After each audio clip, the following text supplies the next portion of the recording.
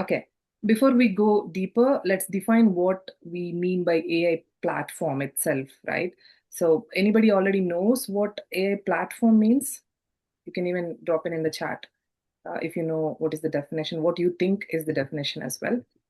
To my knowledge, an AI platform brings together data, tools, and infrastructure, all the workflows that needed to build, train, and deploy to run AI models, all the way from pilot to production.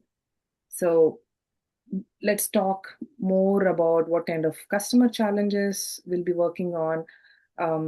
Mostly, Ishwar is focused on customer side of it. So I would like to understand what kind of challenges he hears from clients, especially when they're going from pilot phase to production phase. Ishwar? Yes, Rohini. Uh, can you see my slides? Yes, the first one showing market disruption, that one I can see.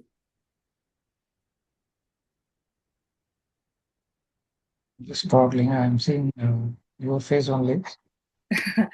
um, Okay. So I toggled the screen. Okay, nice. So before I respond to that question, right, let me take a step back. mhm. So I just want to show you this slide. So let's have more interactive session. So less slides, more of talking, discussing. So this slide, if you look at it, it's from Gartner. This one is highlighting 7 disruptions that really have some interesting concepts and has implications when we engage with our customers, from the public sector or enterprises. So there are 7. Let me use the laser. So there are 7 disruptions highlighted, but I'll run through whatever is uh, ideal or relevant for our today's session. So let's look at AI sovereignty. So there is a clear shift from general cloud dominances to regional control. So in the past, customers used to host the data, irrespective of whichever location they are in. They move around to different locations and so on. But now uh, there are strict measures in place. So by end of next year, Gartner predicts that 35% of countries will develop region-specific AI platforms. So which is based on localized data and regulatory frameworks. So this is basically a move from one size fits all global AI model towards sovereign AI. So the government agencies have come up with this mandatory framework. All the customers have to follow these guidelines. If not, there are penalties. So that's on the AI sovereignty. And next is the AI free trust.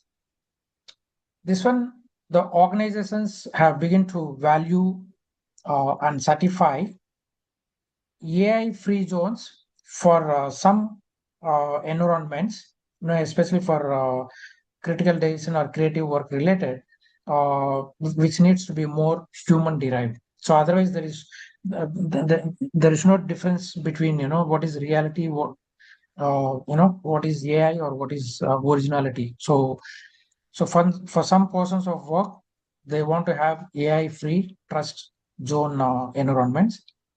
And the next, if you look at shifts in work, so so going forward, right, the traditional structures of jobs are eroding. So I'm sure all of you know that. So again, Gartner predicts that by end of this year itself, which is another few more months, so 20% of organizations will use AI to flatten the structures and the disruptions in the transition. So basically, instead of role based, it is going to be task and skill based workforce orchestrated by AI going forward.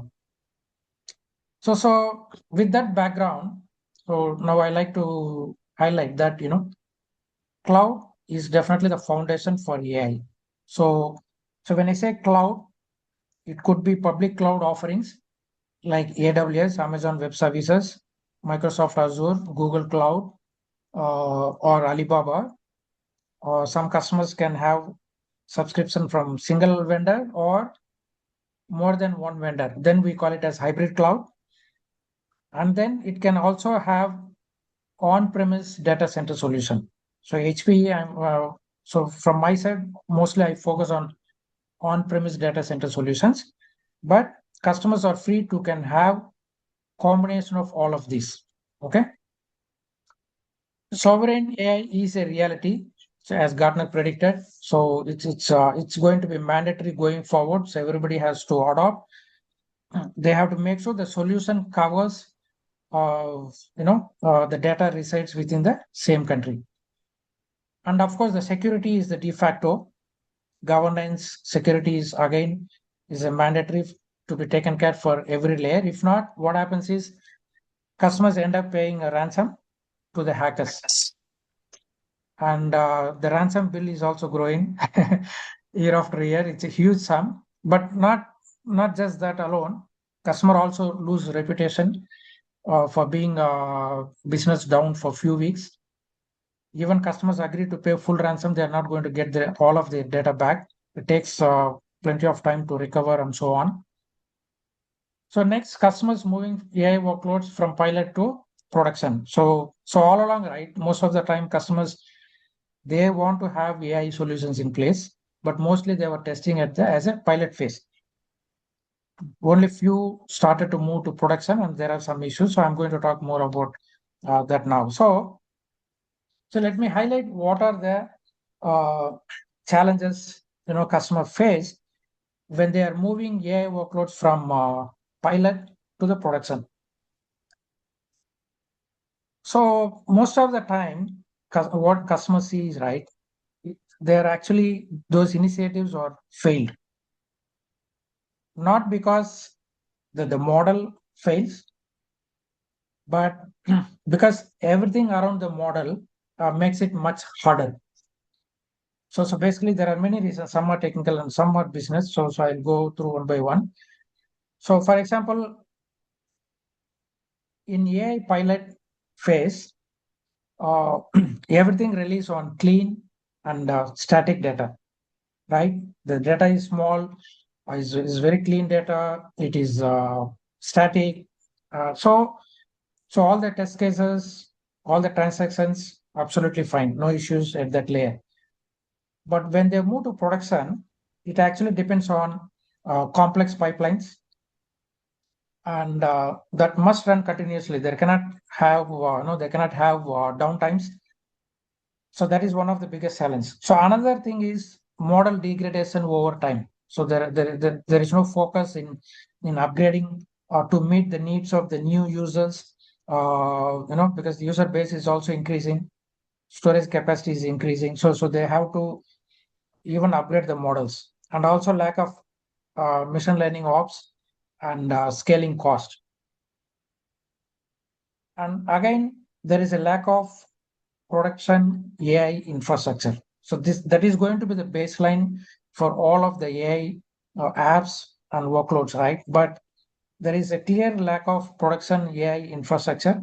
And in fact, most of the organizations underestimate the data infrastructure.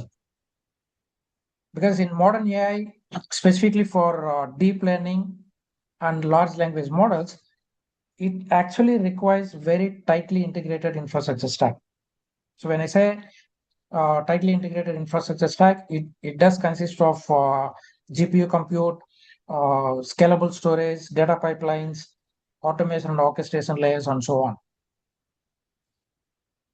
So this is what I have seen. But basically, what they are missing is they need some experts to guide them on this phase. So they need someone to organize workshops, to understand the requirements, map the requirements into use case, and then come up with high level and low level design documents, planning, execution. So if that systematic approach is followed, then they will be very successful. So from HP, of course, we do have professional services team, advisory and professional services team to take care of this. Yeah, so maybe they are missing HP HP NPS team in this case. Yeah, Rohini. Um, Thank you. Thank you so much. In my experience, what I observed in Europe is like AI sovereignty is something very big in discussions. Especially, I see panels running in Cambridge, same in France, Germany, at least Sweden. These are the countries I've already looked around and where they're forming groups to have the discussions with industry experts. Um, and the coming to shifts in work, I hear news like, I mean, there are a lot of layoffs happening because of the AI.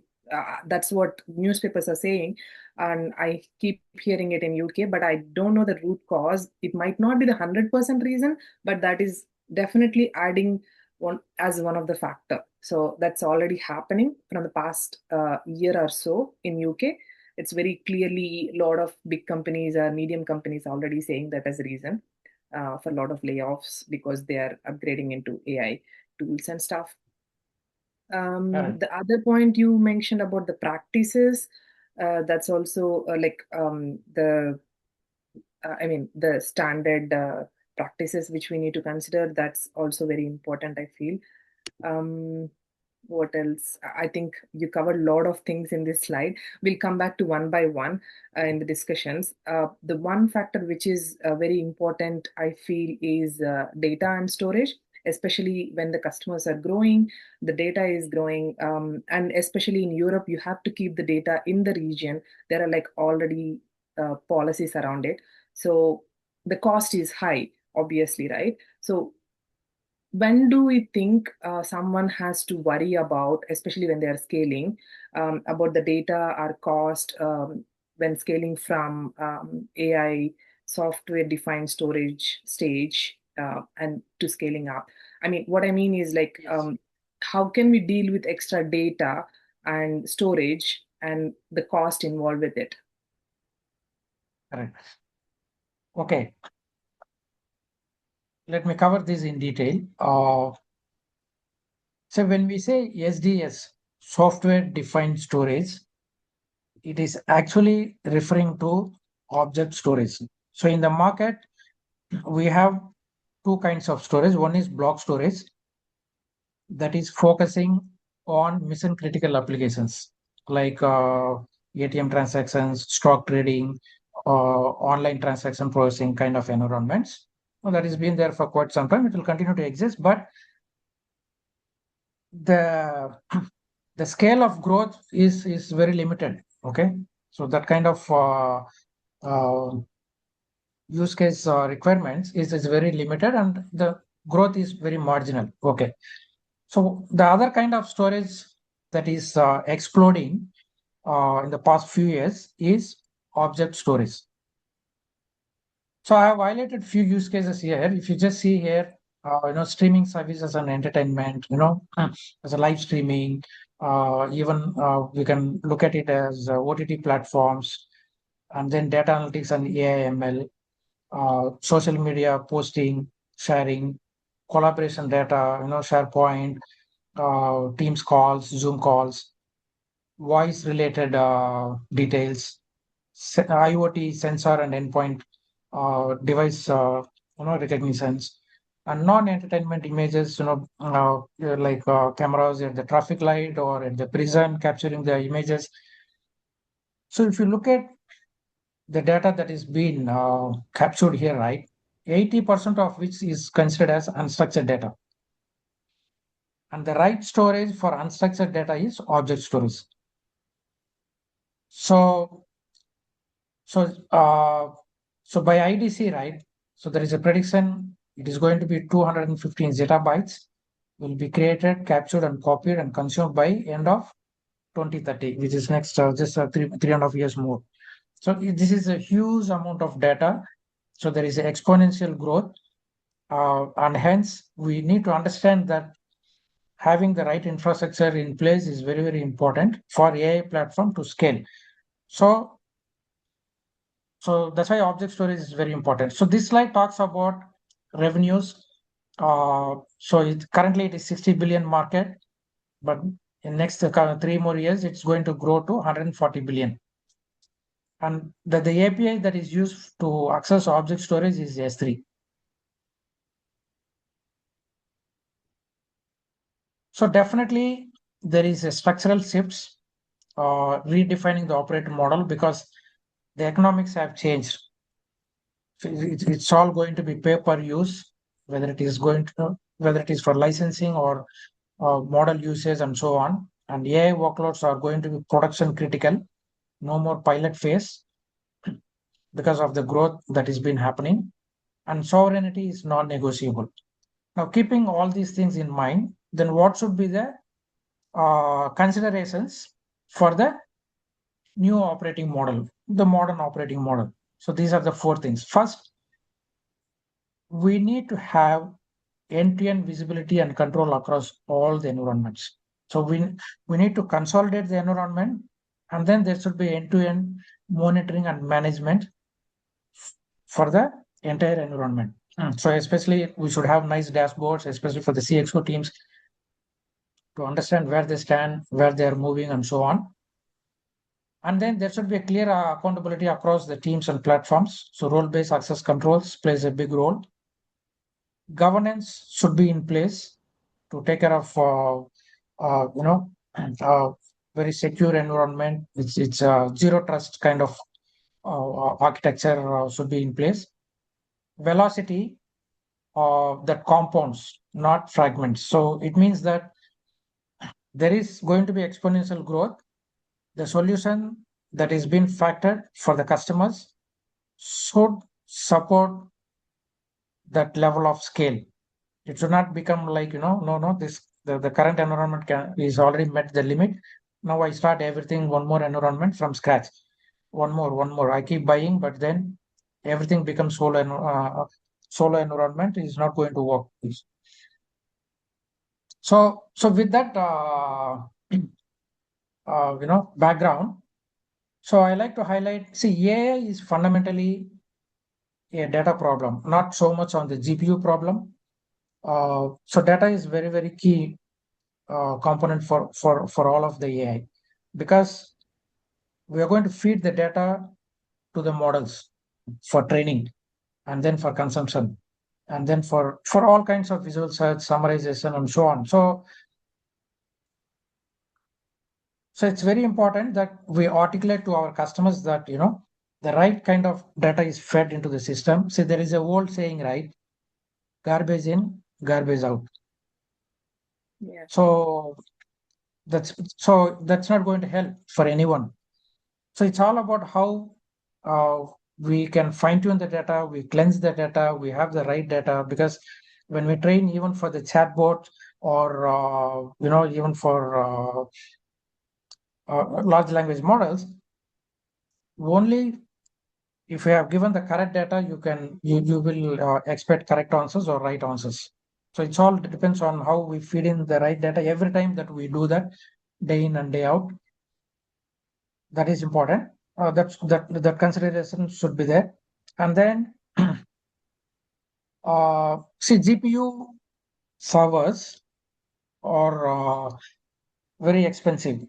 So when customer is investing on GPU servers, so from our object storage perspective and also from AI workloads perspective, we need to make sure that we continuously feed enough information to those GPU servers, so that they're always uh, running, they're always on.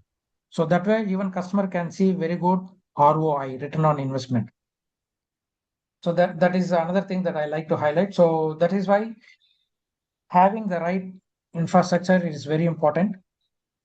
And then see, even if you look at major tech events, okay, so they always talk about object storage. They say that is the need of the hour, because the AI workloads require very massive, scalable, and cost-effective repositories to feed data continuously to GPUs, so that the performance is not stalled. Fine. One second. Actually, I think there was little confusion about the slide because you are still talking about the previous slide, and the slide Yeah, is there about essential building blocks. that is next question. That's okay. That's okay. Okay, so if you finished, I have some small observation about it. So, Yes. about the way we are talking about data cleanliness and the cost of data and accuracy, right? This problem is there for a long time now. It's nothing new. But only thing is the cost is increasing in all aspects of it. So we have to be more conservative about how we deal with this problem, right? um, the chatbots are like agents, or everything is like you said, it's paper service. So the more you use it, the more prompts you use, everything is chargeable now. And the same goes for the data as well. So how do you see that? Like I can see the title already, building blocks. So what are the building blocks that is important for while we are building AI platforms? Yeah, so there are five essential building blocks. So I'll just go one after the other. Mhm. The number one is GPU compute. So when we come up with the design, right, we need to consider all these five essential building blocks. So the first one is GPU compute. Uh, this is of course the top essential because the AI needs many calculations and it has to be done in parallel. And we are talking about millions of operations and splitting the work and then making it into many subtasks and everything has to be run at the same time. So that makes it 10 to 100 times faster, specifically for AI training. So from HPE, we do have HPE ProLiant DL380A servers. They are purposefully built for the AI inferencing and fine tuning. So this supports for dense GPU configuration. So that is something. Of course, we can always compare and look at other vendors what they are proposing. So second building block is about scalable storage. So this is how we can have storage that we can start small but we can grow. I mean, there is no limit for the growth. So it has to be like that. It should not become like I start with one, then buy one more array because the first one has already met the limit. Then I end up with 10 arrays in a span of 6 months or 1 year. It's very, very difficult to manage so many uh, storage arrays or clusters, whatever it is. So when it comes to scalable storage from HP, of course, we do have a liter X10K. So this one is a storage box as such. Another option is we also work with one of our trusted partner called Cloudian. So Cloudian provides software solution. So Cloudian software installed and configured on HP servers. So there are two options available. And we do decide based on the needs of the customers. So which one is the ideal for this customer, this specific use case, and so on. So the next building block, of course, is data pipeline. This one is the AI data pipeline. Is this one actually referring to the very structured framework? Uh, so that focuses on automating the movement, preparation and management of data for all kinds of model consumptions.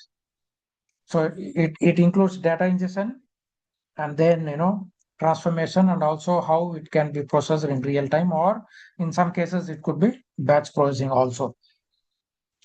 And of course, there is a continuous learning involved in this case. So next is the data automation layer that needs to be considered. So coming back to data pipeline. So the solution covers Red Hat OpenShift container platform and HPE Emerald Data Fabric software. So, and all of these running on HPE servers like Proliant DL servers. For data automation layer, so basically, this one is actually referring to one unified control plane. Okay, so it is a single pane of glass for the entire environment, and that also acts as a self-service engine. So it in the end, it actually becomes like a remote control for for the cloud environment and also for on premises environments. The focus here will be mostly on uh, how to automate the repetitive tasks. So again, from HP, we do have Morpheus Enterprise Software. So that takes care of this portion of solution, because it can Morpheus can automate AI workloads across the environment. At the same time, it always makes the data accessible. So final one is data orchestration layer. This one again, it actually brings all the data together, making the entire work as just one system. This basically takes care of the end-to-end workflows, dependencies, and then uh, so we use HP Admiral Data Fabric software. So this one basically makes the environment, the AI and analytics environment very high performance oriented. So this is a summary of 5 building blocks that needs to be considered when we are working on a solution for the AI platform. Okay.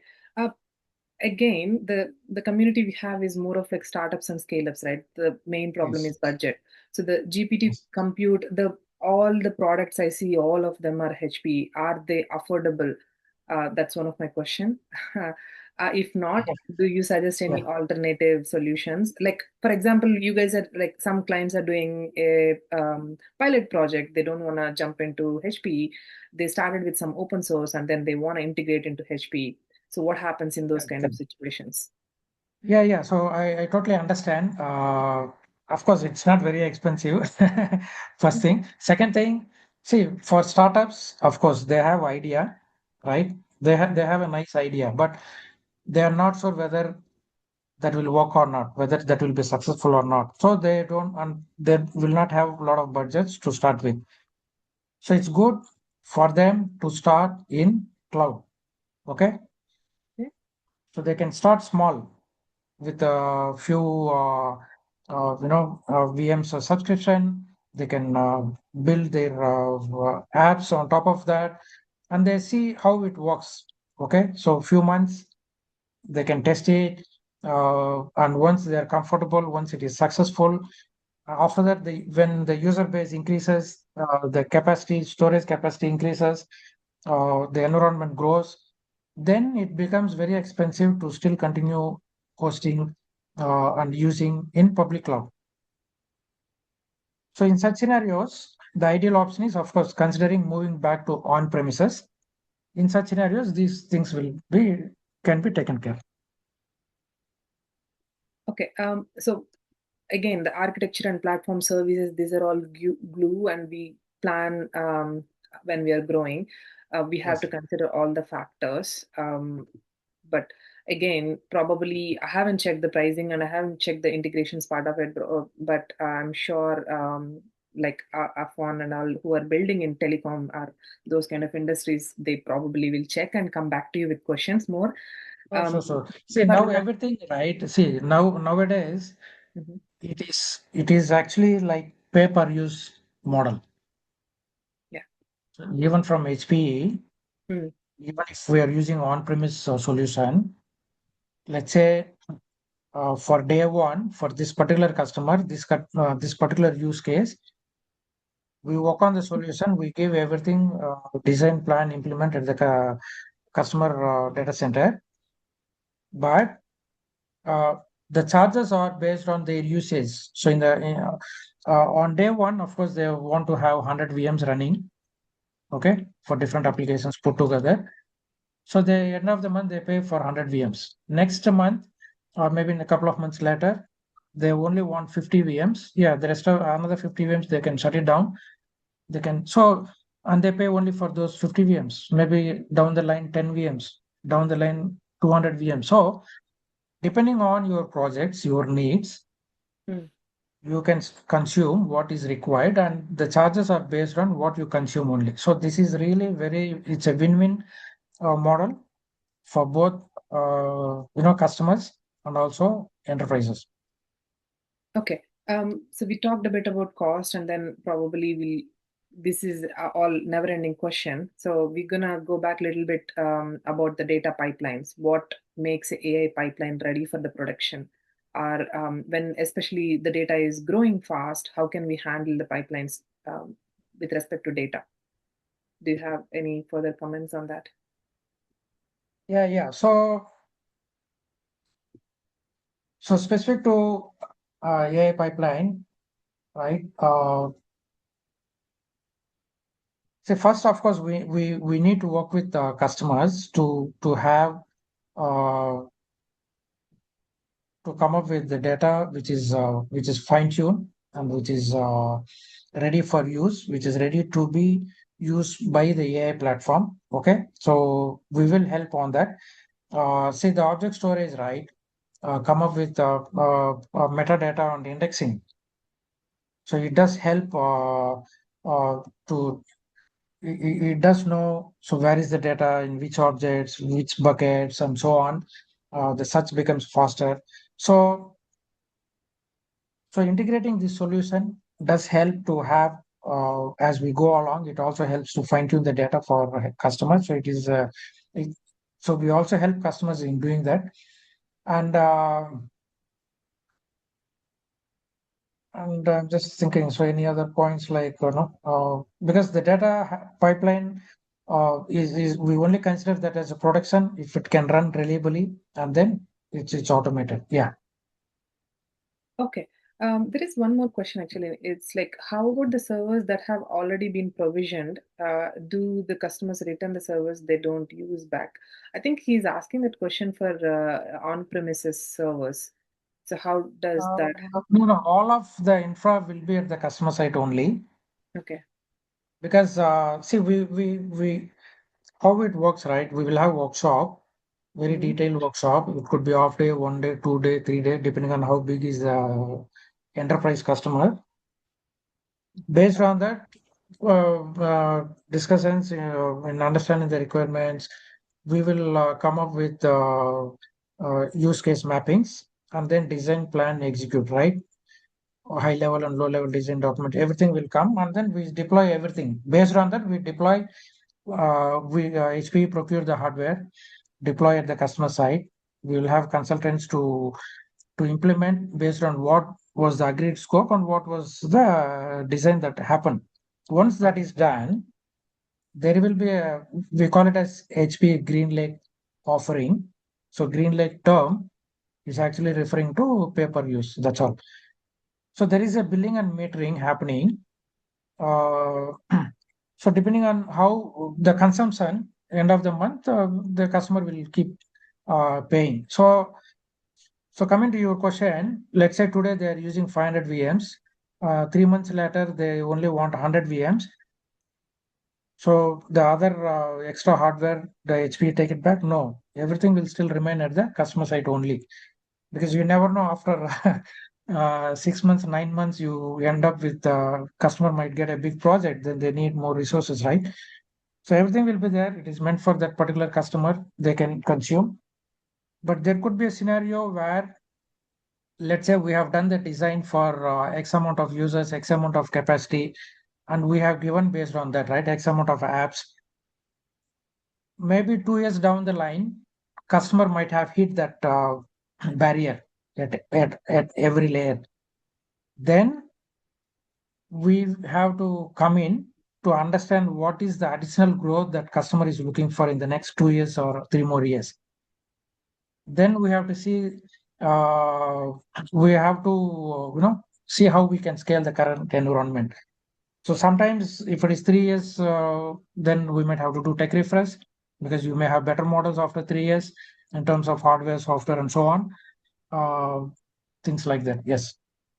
It's a sensitive topic, right? So they ask for 100 servers, but they're not going to use it, and they're saying, "Hey, switch off 50 of them." So which is a like your hardware is going to sit there for years, like couple of years, like you said. So how do you uh, handle those kind of situations, or make them understand that you need this kind of hardware, or like what is the discussion process there? How do you manage those kind of discussions? Yeah. See. So all these customers is not going to be one time for us, right? HP will be dealing with the same customer for many projects Mm, year after year, because there will be different business units, uh, different teams looking for different solutions altogether. So for us, it is we look for in the long term. So of course, it's very important we do right sizing based on complete discussion. That is very important, but sometimes plus or minus is okay, right? So mhm. see those kind of that that level of big difference, what It's we anyway size and enterprise. what they are using will be Yeah. very rare. It doesn't happen for every customer. Mm, In scenarios, if let's see HP, we give it for let's say telco. In Singapore, we have startup, Singtel, M1. See, they are dependent on their customer base, right? mm, Similarly, healthcare, education sector. So they are also they want this solution because they are dependent on their customer base to for using this. There could be sometimes they don't have they have not received committed projects from their customers, and hence there could be that level of big gap. But that's fine. So yeah, okay, so most of your solutions, what we are discussing today is about enterprise level. So I'm just telling yes, this for the audience purpose, like, yes, but enterprise I do level. see some of them working for MNCs, so they might know already Yes. what you are talking. So the big companies already follow the same kind of discussion, so it's fine. Yeah. See, we also do for entry level, mid range, and all. But what I'm saying is, Mm, enterprise scale is where the usage will be enormous, right? So mm. entry level, mid range, it will be very clear what is the ask, what is the need, and they keep it going. So see, when we design for 3 nodes, the same design we just have to expand for 3,000 nodes, right? At every Mm. angle. That's all. Yeah, makes sense. Okay, now moving on. The data is still a problem. Like we are collecting a lot of data everywhere. So how can we suggest or ask vendors or customers? How can we maintain data, clean data? What can we Yeah. do about it? How do you manage those kind of conversations? Yes. Okay, I just keep this slide as it is. Okay. See, I don't think customers would be offended because see, they themselves knows that their data is unorganized, their data is dirty, but they need help. Okay, they need help. They need someone to come and talk to them and then help them. Uh, because so that is also one of the reason why they don't consider moving to AI, because they know, I mean, our data is not ready, but it is not ready for for pretty long time, right? If So, but they have uh, to decide seeking for help. Yeah, If I can interrupt, in Europe, GDPR rules are very strict. And okay. collecting data is also a problem. Maintaining the data is also another problem. So it's moving it to AI is another problem. So they think that if I move it to AI platform, anybody from anywhere can access it. So that's another problem. So these are the three things I should convince them when I'm doing the hardware or the platform design. So all these True, true, questions true. need to be answered. See, all of them, we should bring them to one room and then Okay. have common discussions. Because the infrastructure guys' thought process will be different, application guys' thought process will be different, Yeah. CXO team thought process will be different, business development team thought process will be different. So if we discuss with them separately, we will never be able to meet the needs of that particular customer. The business outcomes is very very important, right? What business they are doing, are they getting the outcomes what they are expected to? So that's why we always try to bring all stakeholders for the workshop, and we try to discuss and clarify all the doubts, whatever they have. So once that is all convinced, then we'll have common understanding, uh, and then we proceed with in getting the requirements and then come up with the design. So that is very important, I'm saying. Otherwise, yeah, it is Just not going to type, work. just typing a question because before I forget. So the question is that you mentioned workshops multiple times now. So can I come and attend? Like anybody can come and attend, or they need to be a prospect of future customer kind of. So what is the process there to get into that workshops? Anybody can attend. So first thing is, of course, see, normally how it happens is, see, we have sales team, pre-sales team, and professional services team. Okay. Normally, sales will be proactively, talking to customers, just tapping them, have some casual discussions to check how is it going, what are the requirements you have, you need any help. So that's when customer says that, we are lacking on this, we are lacking on that. If sales says, hey, you guys want to have AI solution in place, you already have big data solution, but how about AI solution? You have block storage, but you have all the workloads in the block storage, which is expensive storage. Mhm. So why don't you consider moving some of the workloads which doesn't need missing high performance storage? Why can't you consider moving to object storage, etc., etc.? But customer Okay. says, I'm not sure, right? I'm not. Customer might not even be aware that some of the workloads are non-critical and they can be moved to lesser cost storage. So that's when what happens is sales will say, sales or pre-sales will tell them, okay, there are some workshops. Can you come and attend? Come to HP office and attend, or even we can come to customer site and do it. But you need to bring all the stakeholders so that it helps everyone. And the workshops are free. Okay. Workshops is basically to make them understand where they stand now. But if they move to this particular target environment, how much would they save in terms of cost and also in terms of you know the management, maintenance of things, and so on.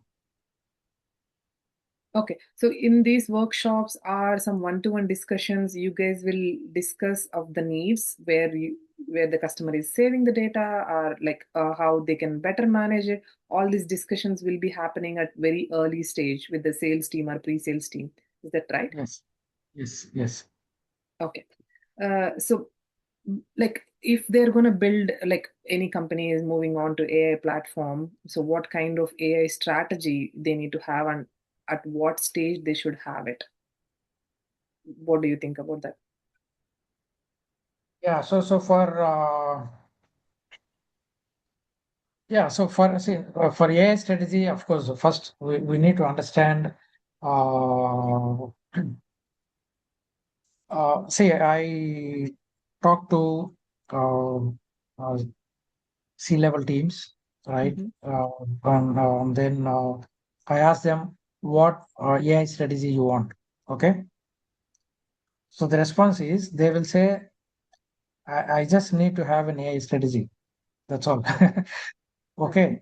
Because somebody else have, I also need to have, or that's a buzzword. They just want to have it, but they really don't have in-depth knowledge on what exactly it means and how much is suited for their business.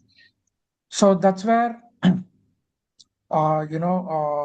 so as a team, uh, we will go and discuss with customer in enabling. We do have, for example, AI transformation workshop, and then we also have show and tell use case demos. Okay, proof of concepts before even customer think of buying. They can clearly envision. They can clearly see their end state through what we share in the workshops, in the form of videos, in the form of ROI calculations, return on investment details, and then we provide them. show and tell demos. That means, so let's say we have a few use cases. So this use case, this is the demo for telco customer. This is the demo for healthcare. So they can clearly understand what exactly it is. And so those things help them because once they know how it works, right, it becomes easier for them to even discuss with their management and get approvals, or they themselves for the approvals, and then they can factor in the budgets that is needed and so on. Yeah. Okay, we're almost like in 10 minutes. So I'm gonna highlight a bit some of the solutions you mentioned. There are like HPE specific solutions, but mostly hybrid and cloud strategy, these kind of solutions. We're gonna skip that a bit because if anybody is interested, they'll reach out to you afterwards. What I'm Okay. more interested about is that what is the architecture you would suggest for the people I use for my pilot now so that I'm going to grow later on. So I don't have to change afterwards. So whatever I use in the pilot level, I can still probably add some more and on keep using it. So what would you suggest? What kind of architecture I would be considering at that stage, Yes, yes. hardware wise? So And I'll quickly run through this slide. So see, HP, NVIDIA, and the another vendor I highlighted is Cloudian, right? Mhm. NVIDIA has certified only HPE and Cloudian to be Okay. their trusted object storage vendors. Okay, because it's a very stringent benchmark testing to be cleared. So if you just look at this, these are three HP servers, one, two, three. So we make that as I said, Cloudin is a software running on HP hardware. So we form this as a cluster and then install that software. It becomes object storage. Okay. Mhm. And then you have this side GPU servers. So Proliant TL380A, GPU servers hosting AI applications. So now all of these applications, okay, I just put sample only two here. All of these, right, thousands and millions of IOs will be hitting this object storage. And in between, you have this spectrum switch. So there is something called GPU Direct for S3. So that is the new feature supported. What it means is every IO that is accessing storage, they communicate between the memories of these two. So there is a bypass of OS kernel and CPU. So what it means for, so what is the advantage of that? So it is going to increase the bandwidth. It is going to have faster response times, and hence it can translate even more IOs. So that's something I wanted to highlight. And then very quickly, these are the terms that is standard industry terms. What is used for infrastructure as a service? So from the public cloud for compute, these are the things they use. AWS uses EC2, Azure VMs, Google Cloud Compute Engine, and this is the block storage. So from public cloud, you have these offerings, and for unstructured data, which is object storage, this is the offering from public cloud. For backup and archival, they use S3 and LIS. So what is the offerings? So as I said, right, people who are starting small startups, less budgets, they can go with this perfectly fine. Okay. But as they grow, then it becomes really very expensive on the public cloud. That is when they can consider moving to HP, GreenLake, which is pay-per-use model. And for compute, we do have HPE VM Essentials. Our customer want to continue using VMware, we will support. So for block storage, we have HPE Alletra B10K. For object storage, which I told you, X10K from HPE, or we can also work with Cloudian. Similarly, for production workload backups, we can still use that combo. Okay, so quickly, I just highlight the four important use cases. So one is the AI DP, the one I just highlighted, right? GPU direct to object on data lake. So this is very, very AI data platform. That is a full form. So a lot of customers are interested in this use case. Cloud repatriation. What does it mean is, as I said, A lot of customers want to move back to on-premise when it is getting very expensive. So we do have tools to migrate from cloud to on-prem. Similarly, for data compliance and security considerations, and then for backup archive. So, okay, I can pass you these slides so you guys can go through it. Mhm. So today we discuss this layer. So once we have this layer strong, then you can have all of these applications running on top. Perfectly fine. Okay. So yes, coming back to your question, right? Yes. Yeah. See, we can start small. We can start 3 nodes, as I said, because when customers are not sure, and it's not for startups, even for enterprises who have a lot of other solutions. But when it comes to specific to AI, they also consider like startups, right? Because they don't know, they don't understand, they don't know uh, uh, what would be the state after a few months. So even HP, even for enterprises, we tell them start small, start with 3 node cluster, just have small scale use case implemented. Once you get once you get used to the environment, maybe a few months later, you're comfortable, your team is comfortable, then slowly you can add additional use cases. So that's how. So performance wise, so I told you right that the Cloudian 3 node cluster, each node gives you 45 gigabytes per second. So 3 nodes, so it's like 120 gigabytes per second. So that's considered massive. Uh, yeah, Rohini. So it's very flexible. Mhm. Uh, we can start small and then grow. But That's what we want to hear. what we can assure you here is Mhm. whatever the environment that you are starting small can be scaled massively for your future growth whenever there is a need. So that is what we will consider when we are doing it. Mm. That is what we will look into it. Yeah. Yeah, that flexibility is very much important. So, can Yeah, you give us, like, we have a couple of minutes to wrap up. Any, like, how can we look at the global lens, like around AI platforms? What are the things we need to remember? Your experience around it. yeah. So see, every country is different. Every geo is different. Mhm. In some scenarios, a couple of geos perform better than other geos. Maybe some people want to take a stand, wait and see. They want someone else to go first, things like that. But end of the day, uh, solution perspective, there is no difference. Okay. Okay. For example, HP also operate in 9 geos across the globe.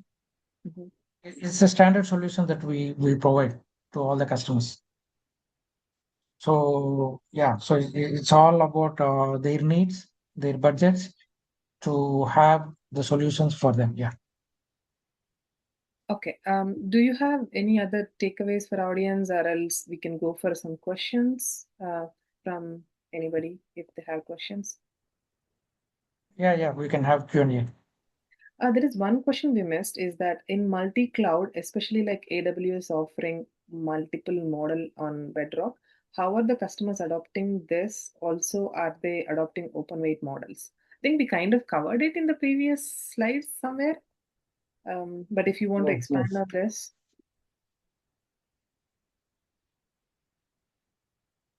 how are customers adapting this? Also, are yes. they adopting open weight models? That is the question. Yeah. So see, if, customers can continue using. See, it is all actually hybrid cloud. Already, all the customers are in hybrid cloud. So they use AWS, they use Microsoft, they use Google, Alibaba. The reason is, say, otherwise it becomes a monopoly, right? Mhm. Yeah. If it is just one environment, and then if the costs are, very high, then it's very difficult. So that's why they try to have at least 2 subscriptions so they can play around. Okay, so they bargain here, they bargain there, and then whoever gives the best offering, they try to stick to it. If not, they move to the because it's all VMs, right? And there are tools to move, VMs from one public vendor to the other public vendor. So there, that flexibility is there. So we have a lot of tools, in-house tools from HPE to help customers to do that. We can move from public cloud to on-premise, from on-premise to public cloud. So all those things is possible. Okay, thank you so much, Na. Thank you for sharing your insights, and it was really an interesting conversation. I did put in your contact in the chat, so if anybody has any more questions, they can drop you a message afterwards because we are just about the time. Um, Yeah. So you can reach out to me, right? So I mean, just it's not about it's not about the sale. I yeah. mean, just for your own interest, if you want to learn more. So this session is more for awareness only. So yeah, don't worry about anything else. Any Just for silly some question, learning. please, Yeah. yeah, please feel free to drop him a message on LinkedIn. He'd be happy to answer. Don't worry about what kind of question it is. So even if he doesn't know the answer, he's the kind of person who would find the answers and come back to you. Okay? Thank you so much for joining, guys. We are about time. We are gonna end the call. Thanks, Rohini, for hosting this. You have been a great host. Thank you so much. Thank you. And thanks everyone for taking your time. I know everybody is busy, but thanks for taking some time to attend this session. Thank you. Thank you. Bye bye.